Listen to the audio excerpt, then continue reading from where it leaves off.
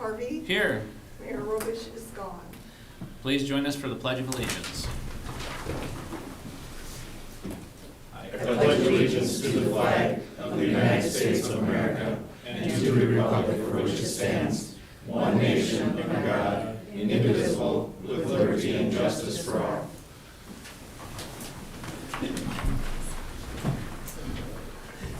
All right, we move on to agenda approval.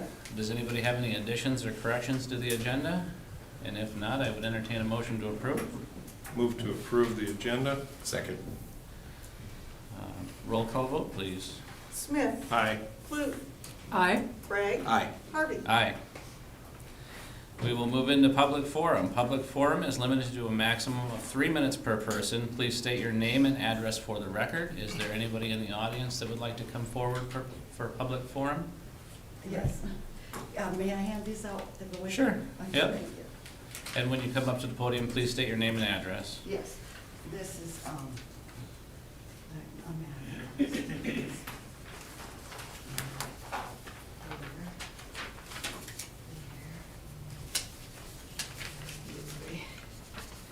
that one wants to go. Thank you.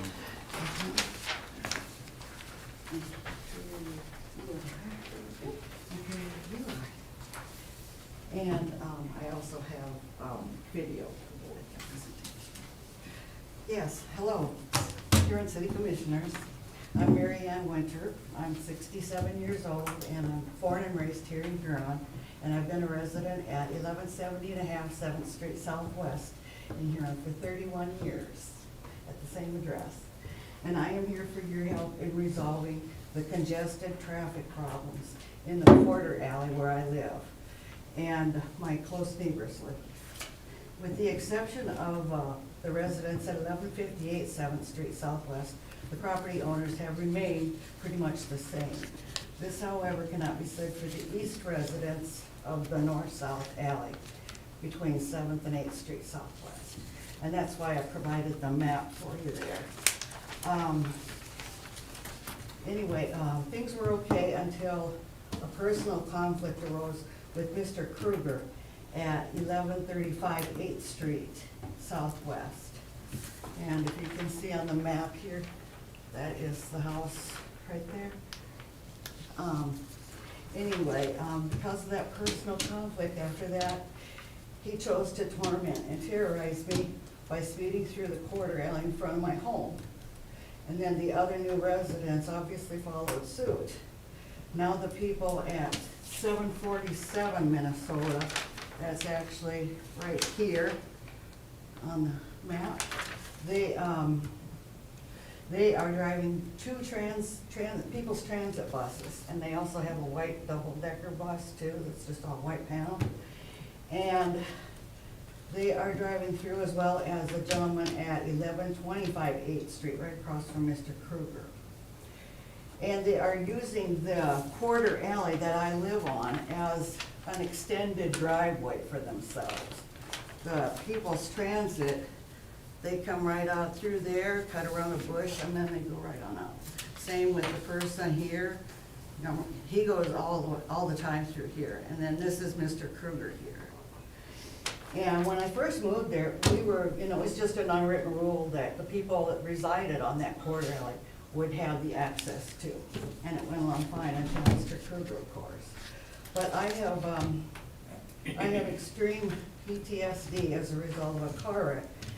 And whenever I see and hear those buses rumbling through the alley, right by my living room picture window, which is about 14 feet away from where I sit all day, my blood pressure goes from 12 to 22% up, and then I feel a heaviness in my chest.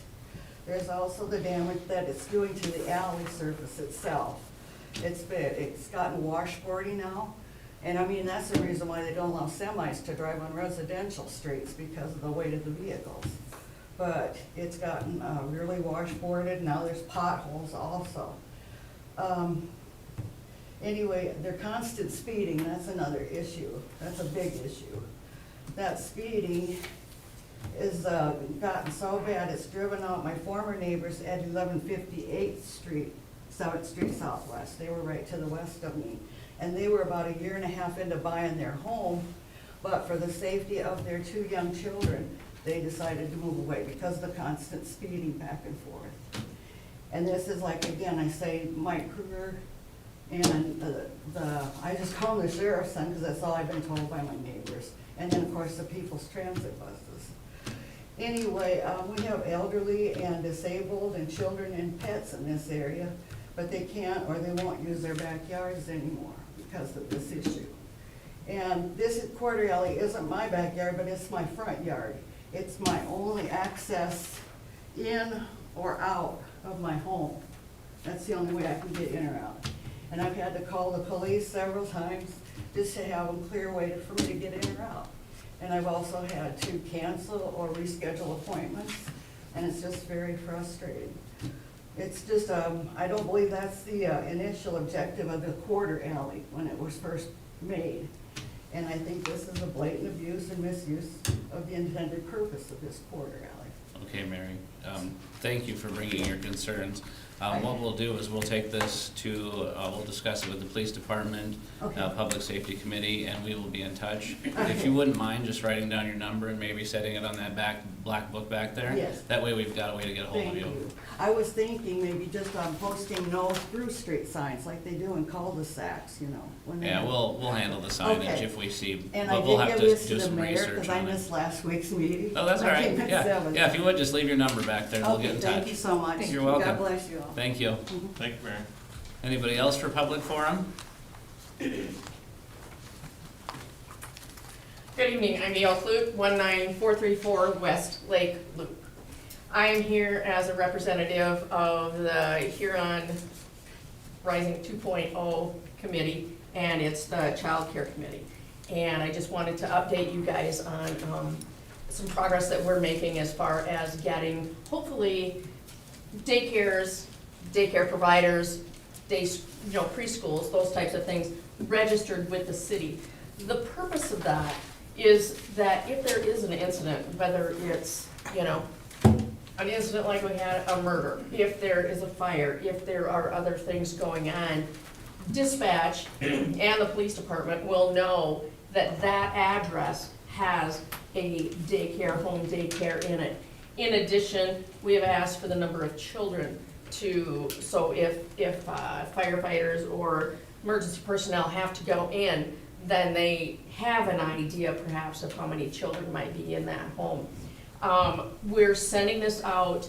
This isn't required by any means. There are no teeth in this in that respect, but we are asking the daycare providers to register their daycares, and the information will come to the Huron Rising 2.0 Daycare Child Care Committee, and then we will funnel that to dispatch, and they will get that information tagged to that address. So they will, have an idea if something would happen at that address or in that neighborhood. Law enforcement, emergency personnel would know that, the daycare is there.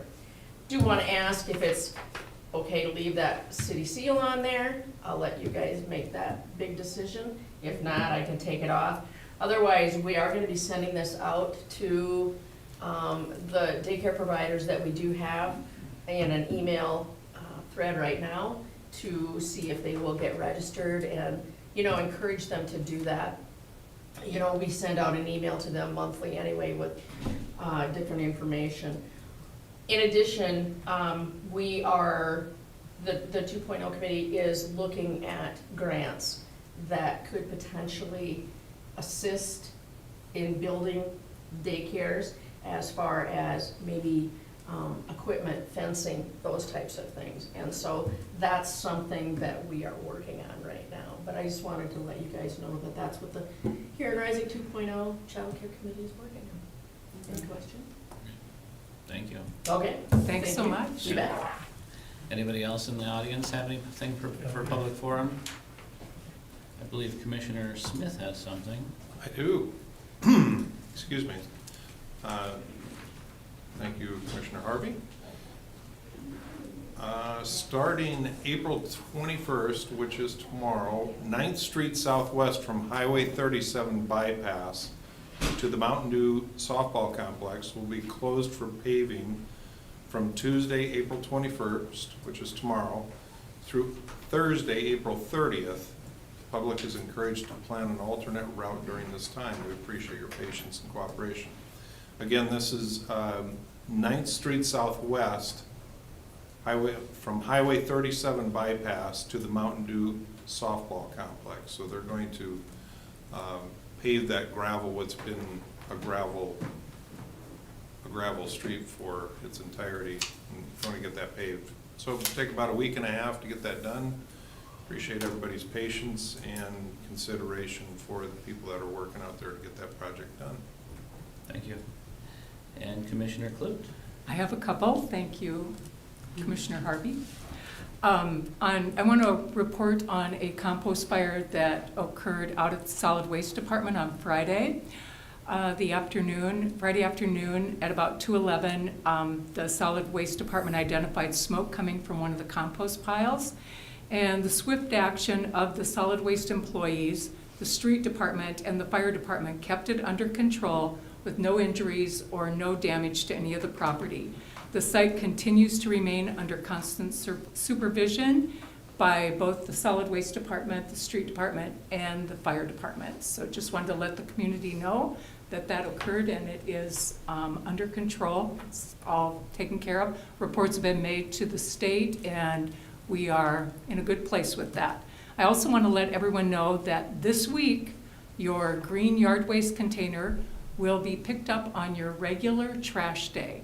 The past few weeks, we've been picking those up on Wednesdays. Moving forward, it will be on your regular trash day. And then I had one more thank you I wanted to send out. For the last several months on early release days, the Huron Youth Leadership Council, Key Club, Future Farmers of America, National Honor Society students have been coming to the field across from Walmart and picking up trash and plastic bags to help beautify the city. We've been working with Mike Harrison and Chris Newman from the Code Enforcement and Inspection Office. And this past week, we had so many kids show up to help with that. They also cleaned up the tree strip north of the bus barn and the field, remind me, Chad Schroeder, the name of that field across from, on 21st Street? The Commons Edition? Yeah, cleaned that up too. They gathered 23 huge garbage bags of trash, a golf umbrella, and a mini trampoline. So hats off to our students and to our city employees for the work they've been doing. Thank you. Thank you. Does anybody else have anything for public forum? Feel bad. Rich, nothing? I don't have anything, Okay. sorry. All right. We'll move on to, today we have an Arbor Day proclamation. Whereas this holiday called Arbor Day was first observed with planting of more than 1 million trees in Nebraska, and Arbor Day is now observed throughout the nation. In 2025, Huron was actually recognized as the Tree City USA, by which Arbor Day Foundation for the 44th year and desires to continue its tree planting practices, which I know they do a wonderful job out there. So Mayor Mark Robish proclaimed today Arbor Day, and this whole week, Arbor Week. So that's very exciting. And Chad, if you would come up and accept this.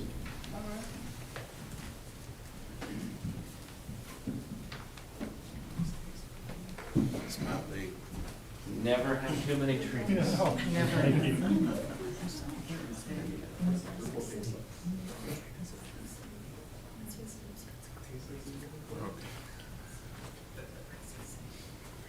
One, two, three. There we go. Thank you. Thank you. All Chad. I will, thank you very much.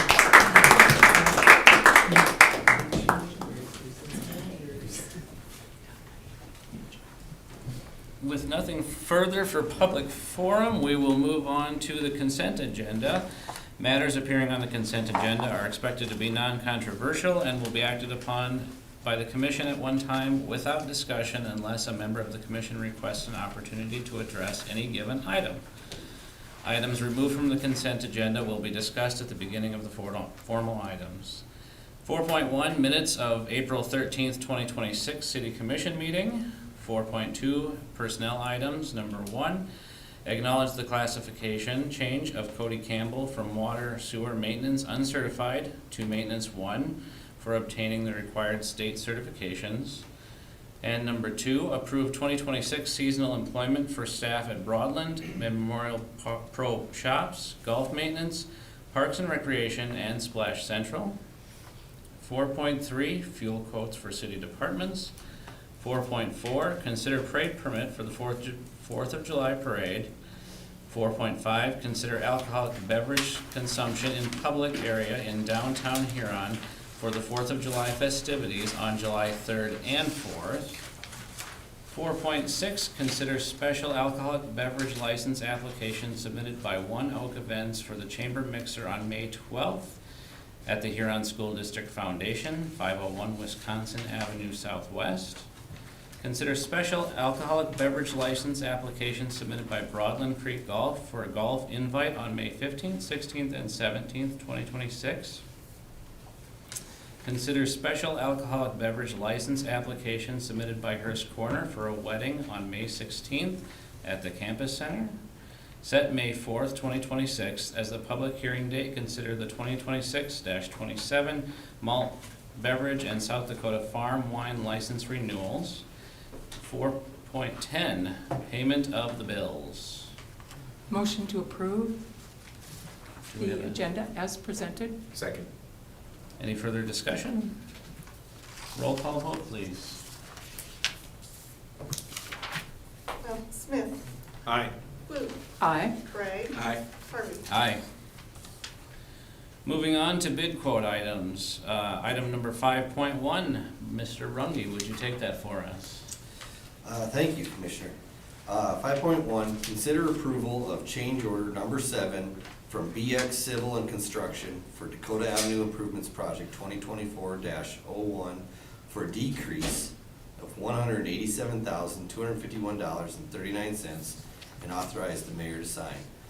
This is a balancing change order for the Dakota Avenue project, so some items, bid items run long, and some are, we don't use the full bid items, right? So in the end, we're balancing out all those bid items. The net change is a decrease to the project of $187,251 and change. As far as the project goes, we're not quite finished yet. Once they return here early this spring, they have to get the irrigation system up and running and a couple other items. So there are still some payable items on this project yet that we're holding some money yet till we are finished, but we anticipate that to be early spring here. So we recommend approval of this change order. Move to approve. Second. Any further discussion on this item? I think you answered mine. I know there's some things we still need done, but we still have them on the hook for getting Correct. some of that stuff. Correct, about $90,000 left on the project. Perfect, thank you. All right. No further questions. Roll call, please. Smith, Aye. Clute, Aye. Bragg. Aye. Harvey. Aye. We will move on to ordinances and resolutions. 7.1 is the second reading of the video lottery ordinance 2280-5-138 and authorize the mayor to sign. Do you have anything you'd like to add to that? Holland said to report that no changes have been made since the last reading, and we asked for approval. Move to approve second reading. Second. Any further discussion on 7.1? Roll call vote, please. Smith, Aye. Clute, Aye. Bragg. Aye. Harvey. Aye.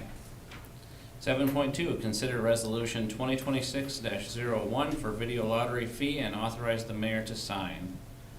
Anything to add on that one? No. Okay. Motion to approve. Second.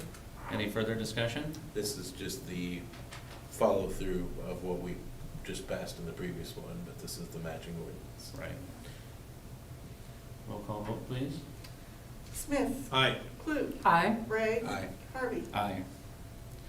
8.1, departmental items. Consider IT department phone system upgrade and authorize the mayor to sign. Chad, would you like to come forward and speak on this? I guess if I have to. We need your insight. So we budgeted for capital asset in our annual budgeting, replacement for the phone system we have.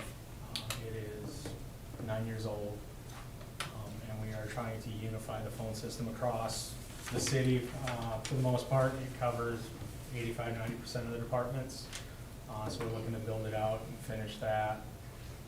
We budgeted $46,000 for the phone system. That was the quote we got last year, and of course, anything technology, any precious metals, things like that, always, the prices always fluctuate. So we went back to get the new quote this year. Surprisingly, or not surprisingly, the costs are up a little bit. It also is to do with the fact that we're changing how we're getting that phone communication into the building. So with that, we had to step up the phone system we're getting. We didn't anticipate that when we budgeted last year. So those costs brought it up, and then also the implementation fees through the vendor went up a little bit. So this really was a visibility thing and transparency for government. So we're at $49,000 for the phone system. There's some other odds and ends, I think, that we missed out, but once we sign and get moving, we'll see those things. But we're over budget on the phone system. Overall, the budget for technology, though, we're still under, so we didn't have to take this to capital asset and ask for additional funding. Just ask for approval to sign and get rolling on this so we can try and save some money with those changes in the phone system so that we can bring our phone costs down, our month-to-month costs through CenturyLink. We have a motion? Move to approve. Second. Any further discussion or questions for So Chad? just to be clear, we're voting on the overage amount, but it's within your budget tolerances. Right. Any other questions? You presented to us a very detailed description. I appreciate that, so it's very clear to me. All right. Roll call vote, please. Smith. Aye. Luke. Aye. Ray. Aye. Harvey. Aye. Item 8.2, consider approval for Police Department to apply for a Homeland Security grant for up to $152,634.70 for 25 Motorola portable radios. Chief Lair. All right, thank you, Commissioners. Like the memo said, Huron Police Department is seeking Commission approval to apply for that $152,634.70 through the Homeland Security grant. If awarded, that money would be used to purchase and program 25 Motorola APX N50 portable radios. Those are the portable radios used by all of our officers for both internal communication as well as communication with outside agencies. If that was approved or granted, any portion of that, obviously this is a grant where you ask for the moon and hope you get something.